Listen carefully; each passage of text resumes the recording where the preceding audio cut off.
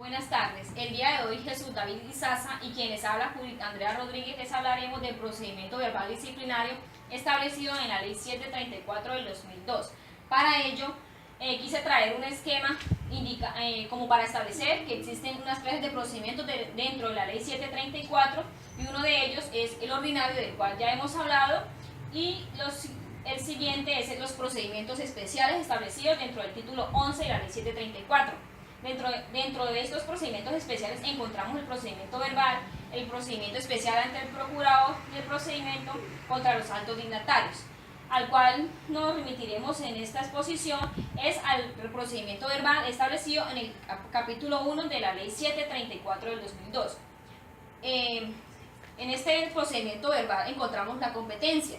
La competencia, de acuerdo a lo que señala el artículo 176, está en cabeza de las oficinas de control interno, de la Procuraduría General de la Nación y de las personerías. Dentro de las personerías ha especificado la ley que una vez ellas tengan conocimiento de una actuación o de una investigación disciplinaria o de que se haya cometido una falta disciplinaria, deben enviar un informe inmediato informando a la Procuraduría General de la Nación de que ellas toman el conocimiento de la actuación. Dentro del procedimiento verbal disciplinario encontramos unas causales de iniciación de procedimiento estipuladas en el artículo 175. En el inciso primero encontramos la flagrancia, confesión y cuando la falta sea leve. En el inciso segundo encontramos las faltas gravísimas del artículo 48 y dentro de esta el inciso nos señala unas específicas como los numerales 2, 4, 17, 18 y como última causal de iniciación tenemos en todo caso cuando haya prueba para proferir pliego de cargos. Para iniciar empezaré con la flagrancia. La flagrancia pues la ley 734 la define en dos puntos. Uno es cuando el sujeto disciplinario se ha sorprendido al momento de la comisión de la falta y el segundo es cuando el sujeto disciplinario se ha sorprendido con elementos, efectos o instrumentos que provengan de la ejecución de la conducta. Dentro de este punto es necesario hacer como unas precisiones jurisprudenciales y como primer punto remitirme al principio de integración normativa de que trata la ley en su artículo 21. En su artículo 21 entonces establece que se puede complementar o traer elementos de la ley penal para complementar un poco lo que está establecido dentro de la ley 734. Entonces en este punto nos remitimos a lo que señala la ley 600 y la ley 906. La ley 600 nos ha establecido tres causales para explicar la flagrancia y la ley 906 nos ha establecido 5 causales para explicar la flagrancia, las cuales están establecidas dentro de la diapositiva. Entonces lo que ha llegado a decir la Corte, la jurisprudencia, y que de acuerdo al principio de integración normativa se pueden llegar a tomar como referencia para explicar un poco más a fondo la flagrancia lo que establece la ley 906 y la ley 600. Como segunda causal tenemos la confesión. La confesión es aquella declaración voluntaria que realiza el sujeto que cometió la falta o la puede realizar a través de un interrogatorio. En este caso, entonces, he traído a colación, de acuerdo a lo que señala el principio de integración normativa del artículo 21 de la ley 734, dos referencias normativas. Una de ellas es la ley 600 y la otra es el Código General del Proceso. La ley 600 nos establece unos requisitos para realizar la confesión, de igual manera el Código General del Proceso nos establece unos requisitos. La ley 600 dentro de sus requisitos tiene uno es que debe ser hecha ante un funcionario judicial y esta confesión debe ser realizada ante un abogado y que la persona pues haya sido informada del derecho que ella tiene a declarar y a no autoincriminarse. Y dentro de lo que establece el artículo 191 del Código General del Proceso nos indica que el confesante debe tener la capacidad para realizar la confesión y el poder dispositivo sobre el derecho que resulte de lo confesado. Y pues también señala que la confesión debe recaer sobre hechos que produzcan consecuencias jurídicas adversas al confesante o que favorezcan a la parte contraria. Quise traer estas referencias normativas como para señalar un poco lo que está establecido en general, cómo se maneja el tema de la confesión. La confesión únicamente se requiere la admisión de la falta, el reconocimiento de los hechos por el presunto disciplinado. Es lo que establece la ley disciplinaria, de acuerdo a lo que establece también la jurisprudencia. Entonces señala que lo que se requiere aquí en la confesión dentro de materia disciplinaria es que el sujeto disciplinable acepte que cometió la falta. Y pues teniendo en cuenta también de lo que se deduce del artículo 17, 89, 90, 92, numeral 2 y 97 y 197 de la ley 734 del 2002, depende de la voluntad del investigado designar ese defensor. Es decir, que esa facultad de designar un defensor es discrecional, por lo cual es que, de acuerdo a lo que señala la sentencia 1078 del 2011 y la consulta de la Procuraduría General de la Nación 097 del 2005, se establece unas precisiones indicando que en materia disciplinaria no se requiere un defensor público o un defensor de confianza para realizar la confesión, porque de acuerdo a lo que está establecido dentro de la misma ley, es a discrecionalidad del sujeto disciplinable si quiere designar un defensor o si él mismo desea defenderse. Entonces, por eso se indica que no es de recibo o no es necesario que la persona tenga un defensor para realizar la confesión, pero siempre que se le hubiera advertido de que tiene un derecho, de acuerdo a lo establecido en la norma constitucional, de no autoincriminarse. Entonces, una vez dejándole claro a la persona que tiene un derecho consagrado en la Constitución de no autoincriminarse contra sí mismo, no declarar contra sí mismo, la persona, si lo desea, puede dar la confesión sin necesidad de que esté un abogado presente. Como tercera causal, entonces tenemos cuando la falta sea leve.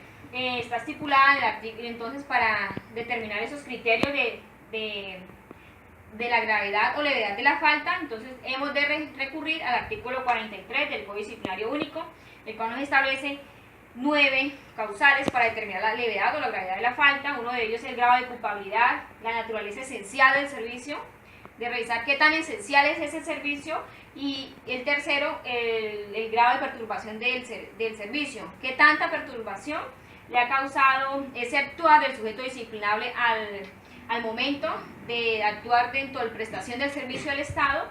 Entonces, de acuerdo a esas causales es que se determina qué tan grave es la falta o la levedad de la misma. Como cuarta causal tenemos las gravísimas del artículo 48 en los numerales específicamente señalados dentro del inciso segundo del artículo 175. Entonces, ustedes se preguntarán por qué aquí, se establecen unos numerales, ¿por qué no todos? ¿Por qué no todos los numerales del artículo 48? Para esto, entonces, la Corte, a través de la sentencia 1076 del 2002, hizo un estudio normativo constitucional referente a la demanda de inconstitucionalidad presentada por un ciudadano, en el cual él decía que aquí había una desigualdad frente al sujeto disciplinable, que se presentaba una desigualdad y no, frente a las conductas establecidas dentro del artículo 48. Dentro del artículo 48. Entonces, lo que finalmente termina diciendo la Corte es que hay dos puntos aquí a tratar. Uno es la voluntad que tiene el legislador y el segundo es el principio de igualdad. Frente a la voluntad que tiene el legislador, indica que es el legislador mismo el que decide qué faltas establece como unas faltas dentro del, o como qué faltas mejor incluye dentro del proceso verbal y qué faltas no incluye dentro del proceso ordinario. Pero esto lo hace a través de un estudio, de que realmente sea necesario incluirlas dentro del procedimiento verbal. ¿Y por qué? Porque lo que pasa es que en el procedimiento verbal él tiene unos principios en sí, que es la celeridad, eficiencia del proceso disciplinario, porque hemos de tener en cuenta que el procedimiento verbal es un procedimiento oral. Entonces todas las actuaciones se desarrollan de una manera más rápida. Entonces y teniendo también en cuenta ese principio de economía procesal, es que señala el legislador que tiene una voluntad en sí mismo y por tal motivo él define qué numerales incluyen a desarrollar dentro del proceso verbal disciplinario.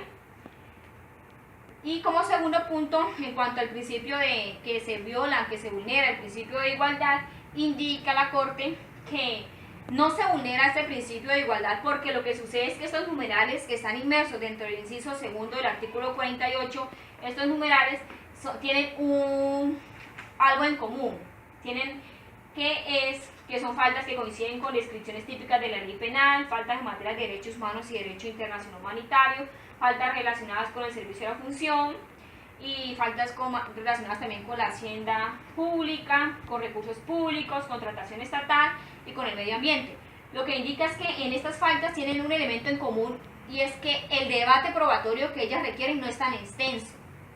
Ellas tienen un debate probatorio corto, es decir, el debate probatorio ya está dado, por lo cual no requieren que se manejen por un proceso ordinario, sino por un proceso disciplinario que lo que hace es una celeridad en el proceso, celeridad en la actuación y una economía procesal dentro del proceso disciplinario. Por eso es que dice que no se vulnera ese principio de igualdad procesal. Como última causal tenemos la establecida en el inciso cuarto del artículo 175, en la cual indica que en todo caso y cualquiera que fuera el sujeto disciplinable, si al momento de valorar sobre la decisión de apertura de la investigación estuvieran dados los requisitos para proferir pliego de cargos, se cite a audiencia. ¿Cuáles son los requisitos para proferir pliego de cargos? Uno de ellos es que esté objetivamente demostrada la falta y el segundo es que exista prueba que comprometa la responsabilidad del investigado. Lo que indica la norma es que, dados los requisitos para proferir pliego de cargos, no se profiera el pliego de cargos, sino que se cite a audiencia teniendo en cuenta ese principio de economía y celeridad procesal. Este inciso tuvo una demanda de inconstitucionalidad y mediante la cual también se hizo un estudio por la Corte en su sentencia 242 del 2010.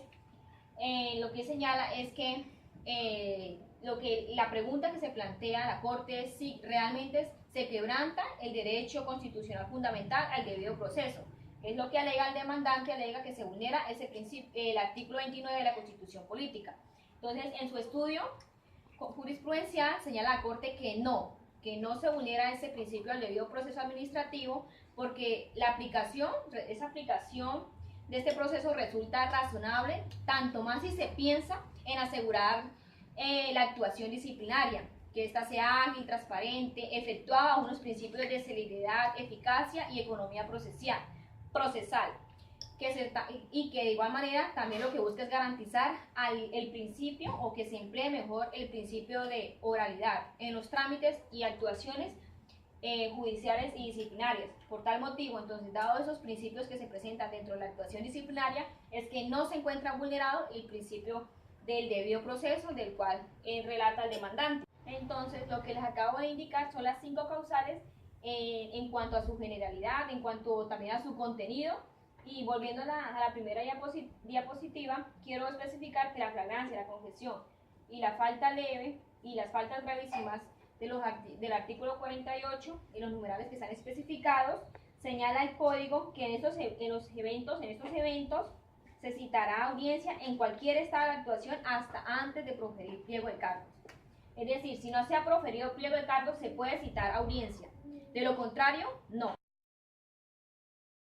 Muy buenas tardes, compañeros. Siguiendo ya con el tema de exposición y después de abordado el tema de las causales de iniciación del proceso disciplinario y teniendo en cuenta que el derecho disciplinario como rama del derecho sancionador colombiano y al igual que las otras ramas del derecho sancionador, también el derecho disciplinario también tiene unos procedimientos a seguir. Ya abordamos el tema del proceso ordinario como un proceso general dentro del derecho disciplinario y ahorita vamos a abordar uno de los procesos especiales dentro del ordenamiento disciplinario, que es el proceso verbal.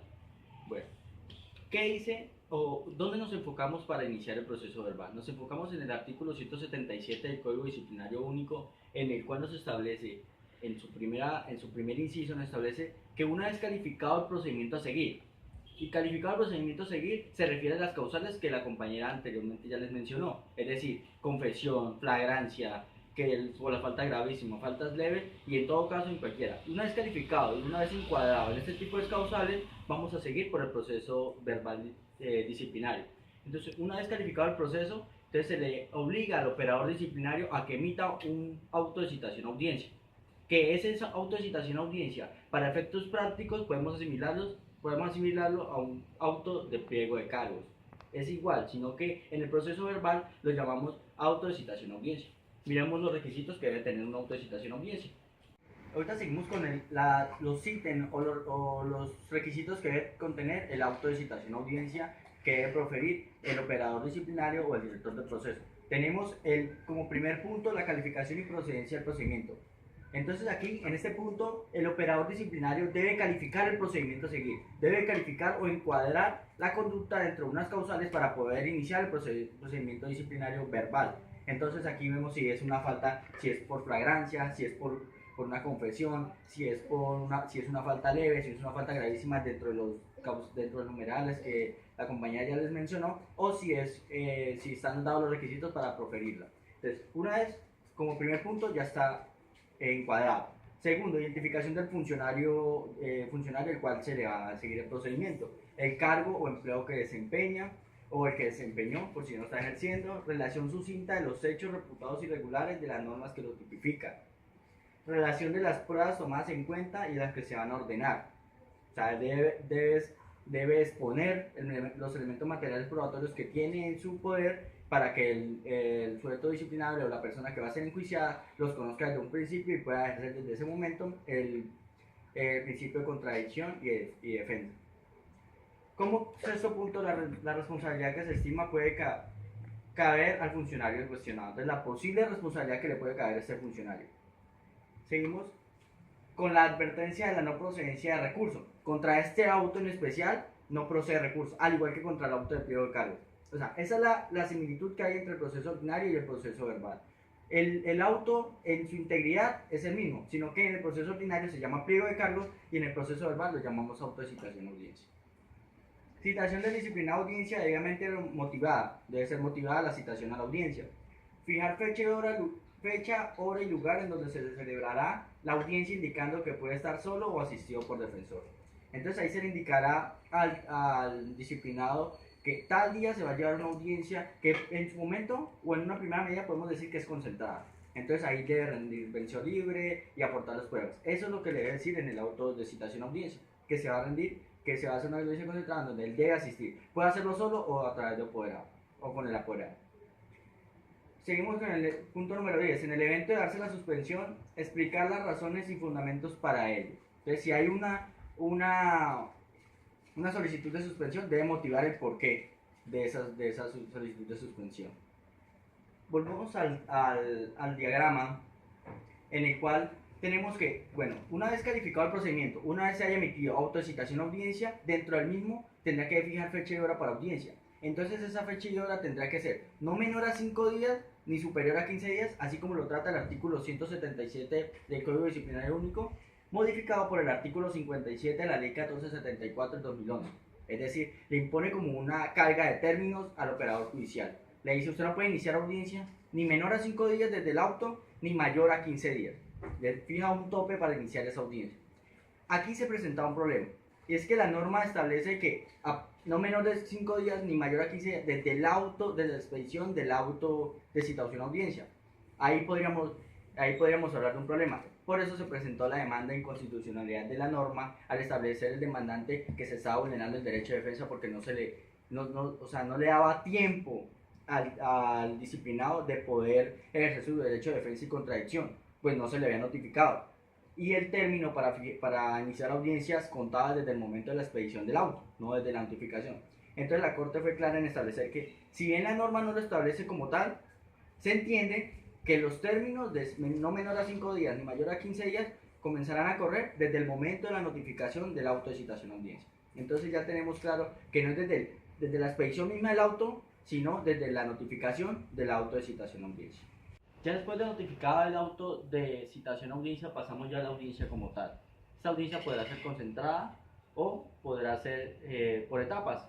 Entonces, miremos, una vez se instala la audiencia, el sujeto disciplinario puede asistir solo o con su apoderado. podrá rendir versión libre si es su deseo, no es obligación rendir versión libre. Podrá solicitar y aportar las pruebas que él crea conducentes, pertinentes y útiles, y el operador judicial, el operador disciplinario o el director del proceso definirá sobre esos elementos materiales probatorios y los que él aportó en el auto de citación a audiencia, su conducencia, su pertinencia y utilidad, y las decretará las que sean conforme a esos ítems. Entonces aquí ya terminamos esa primera etapa probatoria. Entonces pasamos a la segunda etapa probatoria, que es la etapa de práctica de pruebas. Entonces, ¿qué nos dice la norma? El artículo 177, conforme al artículo 58 de la ley 1474, nos dicen que las pruebas en el proceso verbal disciplinario se practicarán dentro de en un término improrrogable de 3 días. Es decir, la audiencia se concentrará por 3 días. Y ahí en ese lapso se practicarán todas las pruebas. Entonces, ¿qué nos dice la norma? Si no fuera posible practicar pruebas dentro de estos 3 días, se suspenderá la audiencia y al quinto día se fijará fecha y hora para poder ahí sí practicar las pruebas que hicieron falta, o sea que no se pudieron practicar entre los 3 días, o la totalidad si ninguna fue practicada. Con esto ya terminamos la etapa probatoria como tal dentro del proceso verbal disciplinario. Seguimos a una etapa de alegatos, por decirlo así. Entonces, una vez terminada la etapa de práctica de pruebas, el operador, el director del proceso, si así lo desea, podrá decretar un receso para alegar. Ese receso no puede ser inferior a 3 días ni a 10 días, ni superior a 10 días. Entonces, aquí, ya si vemos, ya vamos a otra etapa, como a otra audiencia, se suspende. Entonces, primero estaba la audiencia de versión libre, con los aportes de pruebas, luego no se pudieron practicar, en otra audiencia se practicó las pruebas dentro de los términos, luego el operador disciplinario creyó conveniente fijar un término de receso, otra audiencia para alegatos. Entonces ya vemos aquí que ya van 3 audiencias dentro del proceso verbal disciplinario. Entonces ya se rompe como ese principio, esa generalidad de que las audiencias en sí son concentradas. Entonces pasamos a la etapa de alegato. Entonces no podrá ser inferior a 3 días ni superior a 10 días. Ese es el tiempo para alegar. Eso es conforme al artículo 58 de la ley 1474 de 2011. Terminada esta etapa de alegatos, 2 días, o podrá hacerlo ahí mismo en audiencia, expedir el fallo correspondiente. O si lo cree conveniente, podrá dentro de los 2 días expedir el fallo de primera instancia si el proceso se fija en 2 instancias. Si es de única, pues será el fallo de única instancia. Entonces, ¿qué debe contener el fallo como tal de responsabilidad o sin responsabilidad disciplinaria? Entonces pasamos a qué debe contener el fallo de primera instancia. Entonces se hace una calificación definitiva de la naturaleza de la falta y de la culpabilidad, fundamento probatorio, razones jurídicas de la decisión sancionatoria o absolutoria, aspectos de la dosificación o agravación y de favorabilidad. Se recoge todo lo visto en el proceso en un fallo como tal. Entonces volvamos al esquema del procedimiento verbal. Entonces tenemos que una vez pasada todas las etapas, pasamos al fallo. Una vez se notifica el fallo, pues son etapas procesales en audiencia, por lo tanto las notificaciones quedan en estrados. Entonces se notifica ahí, contra ese proceden los recursos. Si es de primera instancia, procede el recurso de apelación. Si es de única instancia, procede el recurso de reposición. Y pasamos al fallo de segunda instancia. Y la segunda instancia, el trámite de la segunda instancia es conforme al trámite del proceso ordinario, es decir, ya se pasa a una escrituralidad, sino que aquí los términos se reducen a la mitad. Entonces, una vez el operador disciplinario de segunda instancia aboca conocimiento, tendrá 2 días de traslado. Si lo desean, las partes podrán presentar alegatos dentro de esos 2 días. Culminados esos 2 días, tendrá 10 días para emitir fallo de segunda instancia. Este es como tal el esquema del procedimiento verbal disciplinario. Aspectos importantes a tener en cuenta. En cuanto a recursos, dentro del proceso verbal disciplinario, en tema de recursos, procede el recurso de reposición y apelación. El recurso de reposición procede contra el auto que niega pruebas, auto que niega nulidades y auto que niega las recusaciones. Esa es en la generalidad. ¿Contra qué procede el recurso de apelación? El recurso de apelación procede contra el fallo de primera instancia, contra el fallo contra la decisión que niega pruebas, contra el fallo que rechaza recusación. Entonces ya vemos aquí, se me olvidaba de contarles, el recurso de reposición también procede contra el fallo de única instancia. Entonces, una vez aquí son aspectos generales en frente al proceso verbal. Otra cosa a tener en cuenta, una vez calificada la causal, dentro de las cuales vamos al proceso verbal. O sea, ¿por qué seguir por un proceso verbal y no por un proceso ordinario? O sea, lo básico del proceso verbal es que es un proceso donde el tema probatorio no es tan extenso. Como lo viene, ¿cuáles son los requisitos objetivos para proferir pliego de cargos o autocitación a audiencia? Que esté demostrado objetivamente la falta y que haya elemento material probatorio del cual se deduzca cierta responsabilidad del disciplinado. Entonces aquí el tema probatorio es poco. Ya usted indica responsabilidad, ya es tema más de cuestión procesal, o sea, la cuestión probatoria aquí ya es poca. Ya usted ya tiene un alto máximo de responsabilidad en el cual usted ya puede indicar responsabilidad como tal. Esa es la parte determinante, el requisito determinante para usted seguir por un proceso verbal y no por un proceso ordinario. Con esto culminamos la exposición. Muchas gracias, compañeros.